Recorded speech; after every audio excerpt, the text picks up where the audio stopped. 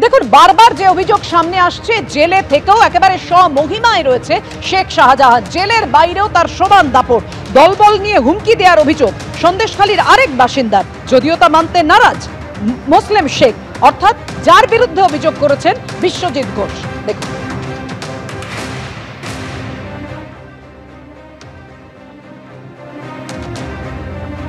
গত রাত্রে মুসলিম শেখ সবিতারা একটা মিটিং করে আমার পাশের বুথে 51 নম্বর বুথে খোলাচটি।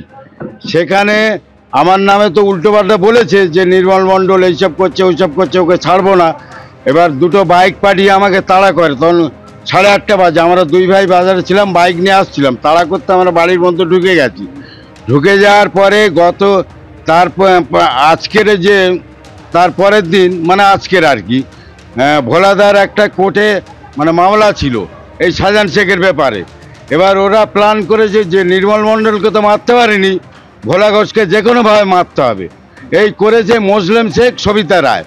এবার এই প্ল্যান করে ওনাকে তাড়া করে ট্রাক দিয়ে যাতে উনি না আদালতে পৌঁছাতে পারে, সেই অবস্থায় ভোলা ঘোষকে আজকে ট্রাক দিয়ে ওনারই নিজের লোক মানে শাহজাহান শেখ তো বলে দিচ্ছে তোমার জেল থেকে যে তুই এইভাবে কর ওইভাবে কর ওইভাবে কর, সব মানে ব্রেন উনি খাটাচ্ছে আর মুসলিম শেখ এইটা পরিচালনা করছে। পরিচালনা করে মুসলিম শেখ এইভাবে দুটো প্রাণ আজকের শেষ করে দিল। পূর্ণ মিথ্যে কথা, মণ্ডল পরিবার যে কথাগুলো বলছে একদম মিথ্যে কথা, এবং এই ধরনের মানুষ আমি না, এটুকু বারবার আমি প্রশাসনকে বলছি এবং আমি পুলিশ প্রশাসনকেও বলতে চাই এই জিনিসটা তদন্ত করে যদি সত্যিকারের যদি সেরকম কেউ যদি করে তার শাস্তি দেওয়া হোক, এবং আমি যদি সেরকম যদি কাজ করি নিশ্চয়ই আমি শাস্তি হওয়া উচিত। যে ভয়াবহ দুর্ঘটনা ঘটেছে, যদিও দুর্ঘটনা বলতে নারাজ, চক্রান্ত করে হামলা চালানো হয়েছে, খুন করা হয়েছে এমনটাই অভিযোগ করছেন। অর্থাৎ যেই শেখ শাহজাহান মামলার অন্যতম মূল সাক্ষী, তার পরিবারের সদস্যরা, নিরাপদ সর্দার, তিনি কি বলছেন আপনাদের সামনে রাখবো। একেবারে শাসক দলের বিরুদ্ধে স্পষ্টতই তিনি অভিযোগের আঙুল তুলেছেন। এর আগেও আপনাদের শুনিয়েছি অধীর রঞ্জন চৌধুরী এবং শ্রমিক ভট্টাচার্য, তারা বলছেন যে তৃণমূলের রাজ্যে ঘটনা সম্ভব, সাক্ষীকে তারা খুন করার চেষ্টা করছেন। এই ঘটনায় অর্থাৎ যে ভয়াবহ দুর্ঘটনা ঘটেছে, আদালতের দিকে যখন যাচ্ছিল এই গাড়িটি, তখন সেই সময় হামলা চালায় ট্রাকটি, পরিকল্পনা করে ষড়যন্ত্র করে হামলা চালানো হয়েছে।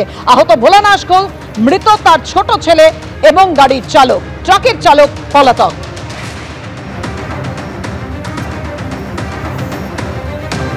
আদালতে যাওয়ার সময় বাসন্তী হাইওয়ের ওপর এই ভয়াবহ দুর্ঘটনা ঘটে।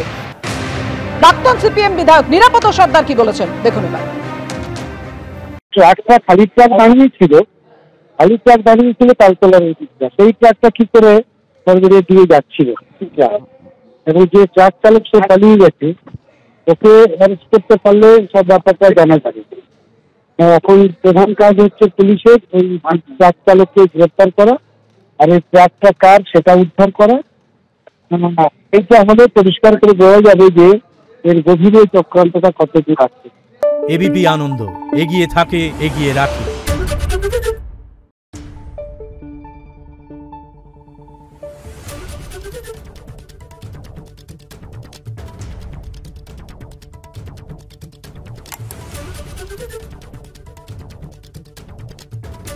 Thank you.